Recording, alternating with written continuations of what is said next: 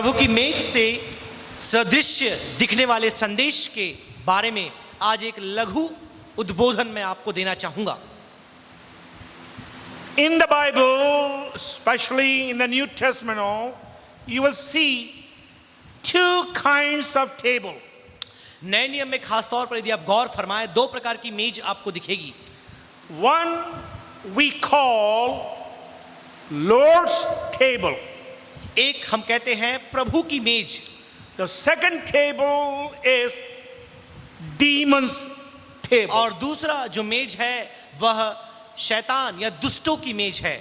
It says in 1 Corinthians chapter 10, पहले कुरिन्थियों की पत्री 10वें अध्याय में ये बात आप पढ़ पाते हैं। is very clear in verse 21. और 21 आयत में ये बात बहुत ही स्पष्ट आपको दिखाई देती है। You cannot drink the cup of the Lord and the cup of demons. तुम प्रभु के कटोरों और दुष्ट आत्माओं के कटोरों दोनों में से नहीं पी सकते। This tells me every church you will find Christian who drinks from both table. तो आप देख सकते हैं अधिकतर कलीसियाओं में ऐसे विश्वासी हैं जो दोनों ही मेज से पीते हैं। There are some Christian that drink only from demons table. कुछ मसीही भी ऐसे हैं जो केवल दुष्ट के मेज से पीते हैं।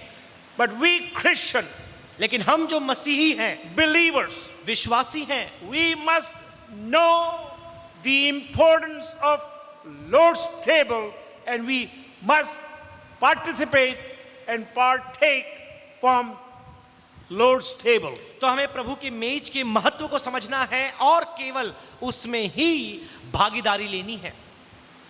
I have a lot of things and I will not tell you how many things I want to share because Samuel Singh will come and tell me when you are going to complete, so I won't tell when I will, how many points I'm going to give. तो कितने points हैं, कितनी बातें हैं, मैं आपको बताऊंगा नहीं, ना तो फिर सैमुअल सिंह आकर बोलेंगे कि और क्या बचा है, हमें बताइए। When you come to the Lord's table, जब आप प्रभु की मेज के निकट आते हैं, it's a time of remembrance. यह स्मरण करने का समय है। Number two, दूसरी बात, it's a time of reflection. यह अतीत में देखने का समय है। And number three, तीसरी बात, it's a time of rejoicing. और यह आनंद करने का समय है। That's why the note which you received from Pastor Nicole, it says Thanksgiving and praise celebration. इसलिए जो नोट आपको व्हाट्सएप के द्वारा पहुंचाया गया वहां पर आप देख सकते हैं धन्यवाद और उत्साह, आनंद का उत्साह जो कुछ परमेश्वर ने किया है उसके Because when लिए। you go to the root meaning of the word Lord's Supper, it means thanksgiving and praise. जब आप प्रभु के मेज के उस बुनियादी शब्द के अर्थ को देखते हैं, इसका मतलब होता है धन्यवाद देना और स्तुति करना। What this table is speaking to us this morning. और ये मेज आज हमसे क्या बोल रहा है? This table is speaking, number one, the person of Jesus Christ. और यह मेज सबसे पहली बात हमें बता रहा है यीशु मसीह के बारे में, उसके व्यक्तित्व के बारे में। Is talking the persecution and the suffering of Jesus Christ. यह प्रभु यीशु मसीह के सताए जाने और उसके दुख भोगने के बारे में बता रहा है। Is talking the passion of Jesus Christ. प्रभु यीशु मसीह के उस वेदना के बारे में बता रहा है। And is talking the power of Jesus Christ. और यह मसीह यीशु के सामर्थ के बारे में हमें बता रहा है। Listen to me, without the table, no one can become a Christian. ध्यान से सुने, मेज के बिना कोई भी मसीही नहीं बन सकता। We are redeemed by the blood of the Lamb. हम मेमने के लहू से छुड़ाए गए हैं। The blood speaks to us of my redemption. और मसीह यीशु मेरे छुटकारे के लिए मारा गया। Blood speaks about my salvation. और जो ये लहू है वो उद्धार के बारे में बताता है। Blood speaks about my justification. और ये लहू मेरे धर्मी ठहराए जाने के विषय में मुझे बताता है। Blood tells you and I we have the access to the throne of God. और ये लहू हमें बताता है कि परमेश्वर के सिंहासन में हम प्रवेश कर सकते The हैं। blood tells me you are united together as a family. और लहू मुझे बताता है कि आप सब एक परिवार की तरह एक सूत्र में बंधे हुए हैं। This table tells you and I we can be united. यह मेज आपको और मुझे बताता है कि हम एक हो सकते हैं। We can share with each other. हम एक दूसरे के साथ बांट सकते हैं। This table tells me we must discern the body. और ये मेज हमें बताती है कि हमें अपने आप को जांचना है, Discern. अपने आप को जांचना है, परखना है। And we must examine ourselves. और हमें अपने आप का निरीक्षण भी करना है। Listen to me. ध्यान से सुने। This table tells me his body was prepared in incarnation. और ये मेज मुझे बताती है कि देह जो देह धारण हुआ उसमें तैयार किया गया। Don't take incarnation out of the Lord's Supper. प्रभु की मेज से मसीह के देह धारण को आप जुदा ना करें, Because wages of sin is death. क्योंकि पाप की मजदूरी तो मृत्यु है। God can never die. परमेश्वर कभी मर नहीं सकता। For God to die, he has to become man. तो मनुष्य, यदि परमेश्वर को मरना है तो उसे मनुष्य बनना जरूरी है। I thank God for incarnation of Jesus Christ. और प्रभु यीशु मसीह के उस देह धारण के द्वारा I thank God और मैं धन्यवाद करता हूं that he can die for you and I. ताकि क्योंकि वह आपके और मेरे लिए मरा। I am thankful to God मैं परमेश्वर के प्रति धन्यवादित हूं that he became my substitute and your कि substitute. वह मेरा और आपका प्रतिस्थापन बना। He brought propitiation because of blood of Jesus Christ. मसीह यीशु के लहू के द्वारा हमें प्रायश्चित मिला। And if you paid attention to John 6, यदि यूहन्ना 6 आप पढ़ते हैं, those who eat this bread, they have life, and then it says they have abundant life. जो लोग इस रोटी में से खाते हैं उन्हें जीवन मिलता है, बहुतायत का जीवन मिलता है। So this table is speaking to you and I. तो ये मेज आपको और मुझे ये बताता है We have life, we have eternal life, we have everlasting life, we have quality of life. हमारे पास जीवन है, आंतरिक जीवन है, अनंत काल का जीवन है और शाश्वत जीवन है। What does this table tells me today? और ये मेज हमें क्या क्या बताती है? You have to go to the Bible again. और फिर से वचन में हमें जाना पड़ेगा बाइबल में। It's very clear here यहाँ बहुत ही स्पष्ट रीति से यह बात लिखा है। in John chapter 6. यूहन्ना उसका 6वां अध्याय।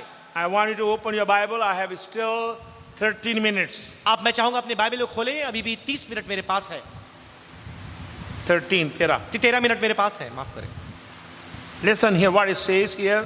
ध्यान से देखिए यहाँ पर क्या लिखा है। Verse 56. पढ़िए 6 का 6 का 56 पढ़ दे।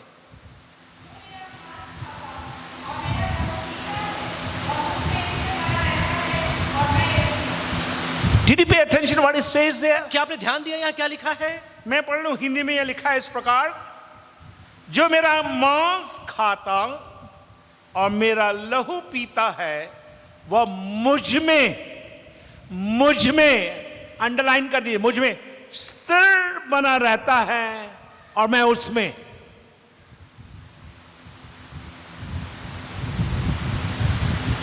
Abides in me, I in him. वह मुझ में और मैं उसमें स्थिर बना रहता हूं। So when you come to the communion table or when you think, you must rejoice that someone is living inside you.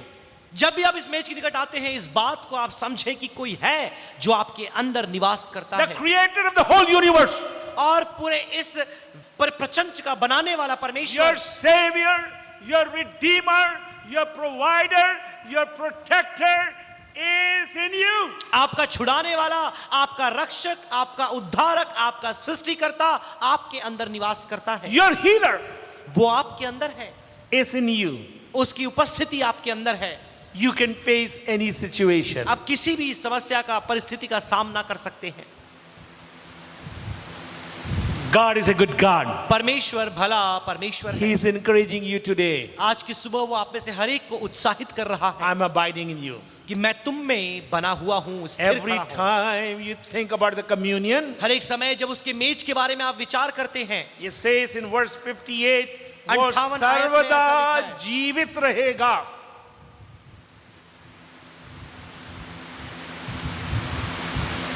I sent the scripture maybe 4 weeks ago through Pastor Nicole from Psalm 118. और लगभग 4 सप्ताह पहले भजन 118 से pastor Nikhil को मैंने एक आयत भेजा। Turn to Psalm 118 verse 17. भजन 118 उसके 117 में आ जाएं। 17 में एक मैं ना मरूंगा वरन जीवित रहूंगा और आमीन। परमेश्वर के कामों का वर्णन करता रहूंगा। एक और बात धीरे पढ़ें तो मैं पकड़ लूं शब्दों को। मैं नहीं मरूंगा वरन जीवित रहूंगा पर जीवित रहूंगा, और परमेश्वर के कामों का वर्णन करता रहूंगा। परमेश्वर के कामों का I will declare the works of the Lord. मैं परमेश्वर के कार्यों का वर्णन करता You रहूंगा। may say, how you can say that boldly? तो आप बोलेंगे आप इतने हियाव के साथ ये क्यों बोल पा रहे हैं? Gospel of John says clearly, और यूहन्ना स्पष्ट रीति से यह बात बोलता है, you will live forever. आप अनादि काल के लिए जीवित रहेंगे। My God is a good God. परमेश्वर भला परमेश्वर है। My heart is full of thanksgiving. अब To मैं you. हृदय आज की सुबह धन्यवाद से भरा हुआ है। I gave little hint to Pastor Nicole, but I know I will not be able to touch that. I will do the humanity of Jesus Christ. और पास्टर निखिल से मैंने कहा था मैं शिक्षा दूंगा, लेकिन समय नहीं रहा। अगर मैं यीशु मसीह के मनुष्यत्व के बारे में प्रचार करूं And then go through his humility, और उसके उस नम्रता के बारे में बताऊं, then go to his humiliation और फिर उसके उस शर्मिंदगी के बारे में मैं आपको बताऊं, and then bring the last letter, honor. और फिर उसके सम्मान के बारे में मैं बताऊं। Listen to me. ध्यान से आप सुने, It's very important. ये बहुत ही महत्वपूर्ण है। But there are teachings going on that someone killed Jesus. क्योंकि ऐसी शिक्षा चल रही, किसी ने यीशु की हत्या कर दी। If you know the word of God, यदि आप परमेश्वर के कलाम को जानते हैं, Jesus himself said, no one can take my life. और यीशु ने स्वयं कहा कि मेरे जीवन को कोई मुझसे ले नहीं सकता, He gave himself. उसने अपने आप को दिया। And then Isaiah said, यशाया में beautifully, लिखा है, बहुत ही खूबसूरती से ये बात लिखा है। in Isaiah says, यशाया में लिखा है, it pleased God to crush him. यह परमेश्वर को भाया कि वह उसको कुचले। It was in divine appointment. दैवीय नियुक्ति की गई थी। Yes, they think they can get whatever they want, हाँ, जो कुछ वो चाहते हैं उन्हें लगा कि वो कर सकते हैं, but no one can change the plan of God. लेकिन परमेश्वर की योजना कोई नहीं बदल सकता। He died for you and I उसने आपके और मेरे लिए अपने आप को बलिदान दिया, because it was pre-planned. क्योंकि उसने योजना बनाई थी। Before the foundation of the world, जगत की सृष्टि बुनियाद डलने से पहले salvation was in the heart of the Father. परमेश्वर पिता के हृदय में आपके लिए उद्धार था। Behold the Lamb which taketh away the sin of the world. देखो उस मेमने के जो जगत के पापों को लिए जाता है। There was a cry in book of Genesis. उत्पत्ति की पुस्तक में एक पुकार है। What was the cry? वो पुकार क्या है? Where is the Lamb? और कहाँ है वो मेमना? Then you go to book of Exodus, फिर आप निर्गमन की पुस्तक में आते हैं, where you will see a Passover lamb. जहां पर आप एक फसह के मेमने को देखते हैं। When you come to book of Isaiah, फिर यशायाह नबी की पुस्तक में जब आप आते then you हैं, will see a suffering lamb. फिर आप दुख भोगने वाले मेमने को देखते But हैं। when you open New Testament, there is an answer. Where is the lamb? और फिर आप नए नियम में देखते हैं कि वह मेमना कहाँ है। Behold the Lamb of God, परमेश्वर के मेमने को देखो, taketh away the sin of the world. जो इस संसार के पापों को लिए जाता है। One of these days, इन्हीं किसी दिनों में with many millions of saints, we will sing, worthy is the Lamb. और लाखों करोड़ों अरबों संतों के साथ मिलकर के उस मेमना योग्य है, उस गीत को हम गाएंगे। Worthy is the Lamb. वह मेमना योग्य है। Stay in Lord's table. प्रभु की मेज में आप बने रहें। To stay in the Lord's table, प्रभु की मेज में बने रहने के लिए you have to have a life of purity. आपके अंदर शुद्धता होना जरूरी है। You must live a life of integrity. आपको एक खराई का जीवन जीना जरूरी है। It's very important. बहुत ही महत्वपूर्ण है। Are you living a life of integrity? क्या आप खराई का जीवन व्यतीत कर रहे हैं Or you are living a dual life? या फिर आप दोहरा जीवन जी रहे हैं? My dad used to say, many times he said, if you want to see डोंगी, डोंगी बोलते थे वो, डोंगी वो पाखंडी जो है हिंदी में है। इफ यू वांट, यदि आपको पाखंडी को देखना है चर्च में चले जाओ। संसार के लोग तो मालूम, चर्च के लोग ज्यादा पाखंडी होते हैं। फिर आ जाएंगे प्रभुभोज की आराधना में, हालेलुया प्रेज द लॉर्ड, फिर बाहर जा रहे हैं, फिर मालूम पड़ गया क्या है। किसी ने पापा से पूछा, बीड़ी सिगरेट पीने में क्या नुकसान है, क्यों आप मना करते हो? बोला परमेश्वर चाहता यदि आप बीड़ी सिगरेट पीना है, ये दोनों ये है ना, nostril will be top of your head, chimney का काम करने के लिए ऊपर लगा देगा। देखिए, you have to be very careful, you have to examine yourself. आपको बहुत ही सतर्क होना है, अपने आप को जांचना है। Are you having a right relationship with God? क्या परमेश्वर के साथ आपका रिश्ता सही है? Are you, can you say boldly, yes, I have a right relationship with God? और पहली बात, परमेश्वर के साथ सही रिश्ता आपका होना चाहिए। What about with the church people? कलीसिया के लोगों के साथ आपका रिश्ता कैसा है? Do you have a right relationship with church people? कलीसिया के लोगों के साथ क्या आपका रिश्ता Or उचित you है? want to live a isolated life? या फिर आप अकेले हटकर सबसे जीवन जीना चाहते It हैं? will never work. ऐसा कभी नहीं होगा। Communion brings unity to in the body of Christ. और ये प्रभु की जो मेज है, ये मसीह की कलीसिया में, देह में We एकता लेकर आती church है।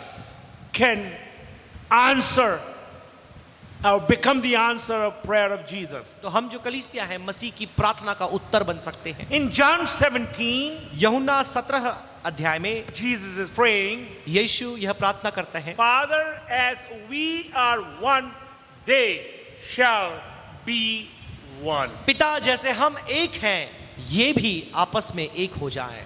Are you? क्या आप हैं एक, Or you are dividing people? या फिर आप आपस में खंडित हैं, विभाजित हैं? God is a good God. परमेश्वर भला परमेश्वर है। I say God is a good God.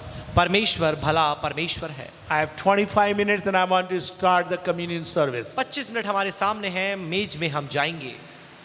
One of these days, maybe second Sunday of August, I will explain the humanity of Christ. और प्रभु ने चाहा तो इन्हीं किसी दिनों में, चाहे तो अगस्त माह के दूसरे रविवार में प्रभु यीशु मसीह के मानवता के विषय में मैं आपको सिखाऊंगा। And then 7 kinds of meal on this table. और 7 प्रकार का जो अर्थ इस मेज का है वो भी मैं आपको बताऊंगा। I want you to understand everything in detail. मैं सारी बातें बहुत ही विस्तृत रीति से समझना और समझाना A lot चाहता of people हूं। they take water baptism. You ask what is water baptism, they don't know what is water baptism. बहुत से लोगों से आप पूछें कि यह पानी का बपतिस्मा क्या होता है, इसका अर्थ क्या होता है, उन्हें नहीं पता। God willing, I will be here till April 2nd. I'm not going anywhere. I have cancelled all my meetings in India. यदि प्रभु ने चाहा तो अप्रैल माह के दूसरे तारीख तक मैं आपके बीच में ही रहूंगा। सारी सभाओं को, सारी यात्राओं को मैंने निरस्त कर दिया है। So you will be getting a doctrinal, theological teaching from the Word of God. तो आप सैद्धांतिक बाइबल आधारित शिक्षाओं को, प्रचार को परमेश्वर के कलाम से सुनेंगे। I'm not just an emotional preacher without the substance. और बिना किसी तत्व के, बिना किसी मुख्य विषय के मैं भावनात्मक प्रचारक नहीं बन सकता। I believe in Word of God. मैं परमेश्वर के वचन में विश्वास करता हूँ। This morning my wife knows, she thought it's at 3 o'clock, but it was 12:15 and I started studying the Word of God. 12:15 This morning. और मेरी वाइफ को लगा कि वह 3 बज रहा है, लेकिन 12:15 बजे मैं उठ करके परमेश्वर के वचन को रात्रि में पढ़ रहा I था। don't have to impress anyone. मुझे किसी को प्रभावित करने की आवश्यकता नहीं I है। don't need your brownie points. और आपके जो अच्छे मीठे मीठे शब्द हैं, बिंदुएं हैं, वो मुझे नहीं चाहिए। I just want believers to be matured in the Word of God. मैं चाहता हूं विश्वासी परमेश्वर के कलाम में परिपक्व हो जाएं। Thank God for the word hallelujah. और हालेलुया शब्द के लिए परमेश्वर का धन्यवाद हो। But don't fill teachers and pastors are preaching. Don't fill your message with hallelujah and praise the Lord. तो प्रचारकों, आप अपने संदेश को हालेलुया प्रेज द लॉर्ड से भरने का प्रयास ना करें। If you don't have substance, say, I'm done, and close your Bible and sit down. यदि तत्व आपके संदेश में या मुख्य सामग्री संदेश में नहीं है तो बंद करके आप बैठ जाएं। I thank God for the privilege we have as a family to have communion with you at PCG Tarsi. और मैं परमेश्वर का धन्यवाद करता हूं कि हम और हमारा परिवार पीसीजी इटारसी की कलीसिया के साथ आपके साथ मेज में शामिल हो पा रहा है। I want cabinet members to come around this Lord's table, हमारे कार्यकारिणी समिति के जो सदस्य हैं, मैं आग्रह करूंगा मेज के चारों ओर खड़े हो जाएं। and Pastor Wilson can join me today because this will be his last communion in a Tarsi और for जब- this trip. I'm not saying forever, for this trip, so he can also. हमेशा के लिए नहीं बोल रहा, लेकिन इस यात्रा में जो पास्टर विल्सन ने इटारसी के लिए की है, हमारे साथ उनकी मेज की सेवा रहेगी, तो मैं चाहूंगा वह भी हमारे साथ मेज की सेवा में जुड़ And जाए। Reverend David and Salim, you can help us in bringing the song of communion. और रेवरेंड डेविड और भाई सलीम जो हैं गीतों को गाने में हमारी सहायता करेंगे। जल्दी आ जाएं।